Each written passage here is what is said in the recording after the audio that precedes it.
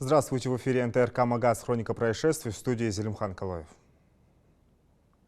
В Ингушетии возбуждено уголовное дело в отношении 22-летнего местного жителя за незаконный оборот запрещенных технических устройств. По версии следствия, в июне текущего года подозреваемый, находясь на территории сельского поселения Сурхахи, незаконно сбыл сотруднику органов внутренних дел устройство, предназначенное для получения информации с функцией скрытой съемки, то есть мини-камеру. Она относится к категории специальных технических средств для негласного получения информации, свободная реализация которого без лицензии запрещена. В настоящее время следователи устанавливают все обстоятельства совершенного преступления. При проведении профилактической операции «Заслон» в городе Сунжа полицейские выявили 44 нарушения и задержали водителя иномарки.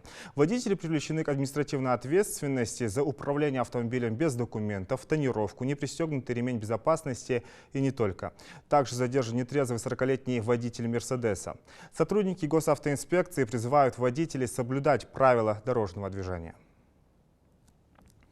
При столкновении двух легковых автомобилей на автодороге Карабулак-Троицкая пострадал один человек. Его доставили в Карабулакскую городскую больницу.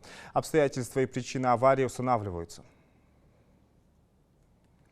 Жительница Ингушетии потеряла 7 миллионов рублей при игре на криптобирже. Женщина в попытке заработать осталась без крупной суммы денег. В действиях неустановленных лиц усматриваются признаки состава преступления, предусмотренного Уголовным кодексом России. Мошенничество в особо крупном размере. Полицией проводится проверка.